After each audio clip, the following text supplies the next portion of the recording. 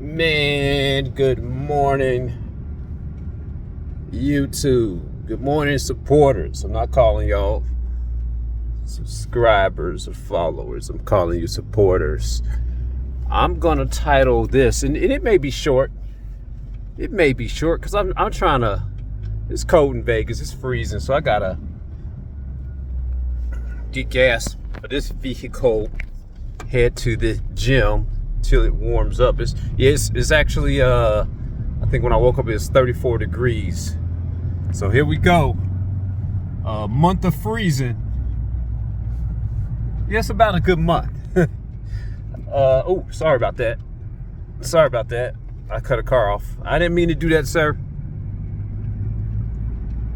I had a dream last night. Had a very interesting dream, and I'm all into, I do believe in dreams. I do believe in dreams so much that I do believe in dreams so much that I'm all into whether a person dreams or not. And I do believe that when we get ushered into our next life, I don't know, will some of us dream?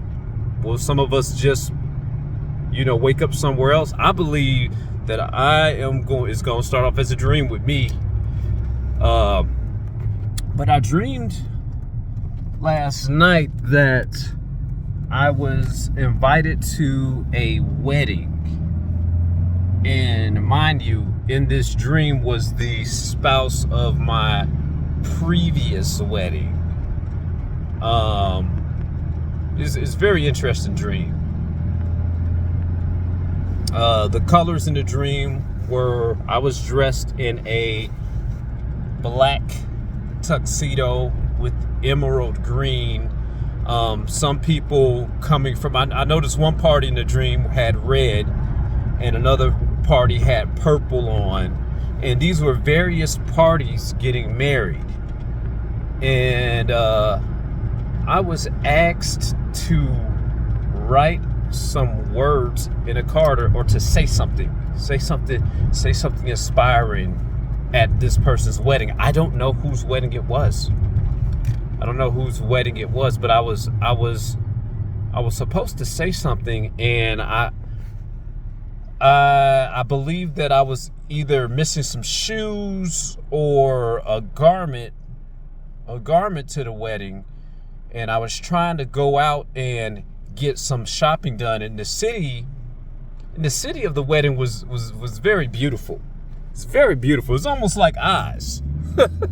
Sometimes the Lord speaks to us in dreams out of what we've seen so that we can relate it to something. It was like when Joseph had the dream in the Bible. He was saying, he was hearing about cows grazing. When the Lord speaks to you in dreams, it's something that you can kind of relate to. It's something that you've seen before. And the city was a beautiful city. And I noticed that I was trying to get to a certain floor, and there was these elevators, and one floor led to the mezzanine. It was just very interesting. And my takeaway from the dream, as I began to write words in this card, it was very interesting. But when I woke up, I took away from the dream, and it was probably the reason why I am able to say this today, that you need to treat your marriage, treat it like your baby. Treat it like I'm talking about responsible parents that treat their baby good, and they want to nurture it, and they want to watch it grow. I remember I was talking to one of my best friends yesterday, and he said his business is his baby. He almost cried when he had to do A, B, C, and D. And, certain things with my business, I came to tears. Because we grow the business. We nurture the business. We give our life. We spend hours building our brand, building our business. So in today's world, you know, you either hear two things. I don't want to bring a child into this world, and don't get married. Your marriage is your first business. Your first nature of business in this world is your marriage. Think about that. You know, and then I'm going to hit home on the Bible. That's the reason why it says you can tell how a man would manage his church by the way that he operates his marriage. You can tell the strength of a church by the marriage of the pastor and his wife. You can tell the condition of a church. So, well, make this short and sweet. Don't be afraid to get married. You know, and here's the thing. Some people are afraid to run a business because they don't want the responsibility. Put those words together.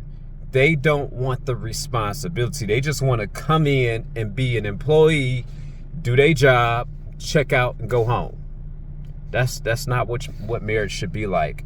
Marriage should be a full running, thriving business where you look at the books, you look at the financial statements, you look at the, hey, how are we doing?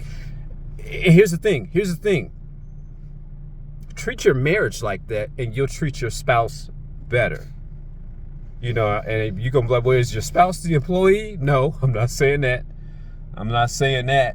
But if you actually pay attention to the things going on in your marriage, being attentive, watching the financial statements, making sure, hey, that we're growing. That if you're not growing in marriage, and I've always said this before because I've been married, this is my second time. First marriage was for 16 years. A lot of people say, well, you ended up in divorce. That was a failure. 16 years is part of my lifetime. You know, that's the lifetime of a child that you're raising. It's not a failure when you make it that far. You know, but if you guys aren't growing together, tangible growth, you're growing apart or you're dying. You just don't know it yet. Let me know what you guys think in the comment section. Peace.